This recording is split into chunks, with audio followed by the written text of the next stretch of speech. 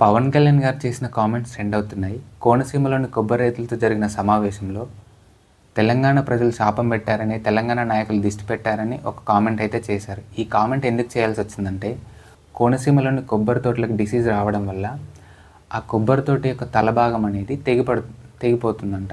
So దానివల్ల కొబ్బరి రైతులు నష్టపోయారు. సో అందుకని వాళ్ళతో మీటింగ్ కండక్ట్ చేస్తూ ఆ మధ్యలో ఈ మాటలు అనాల్సి వచ్చిందని, తెలంగాణ వాళ్ళ శాపం తగిలినట్టుందని అండ్ తెలంగాణ నాయకుల దిష్టి తగిలినట్టుందని ఇలా అన్నారు.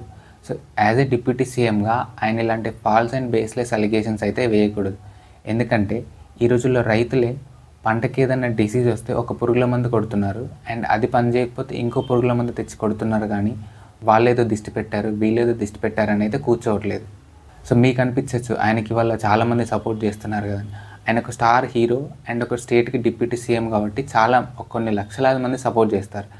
అయినంత మాత్రాన ఆయన ఏది మాట్లాడినా రైట్ అని అయితే కాదు. సో ఇలాంటి కామెంట్స్ అయితే ఆయన చేయకూడదు. సో మీకేమనిపిస్తుందో కామెంట్ చేయండి. Thank you.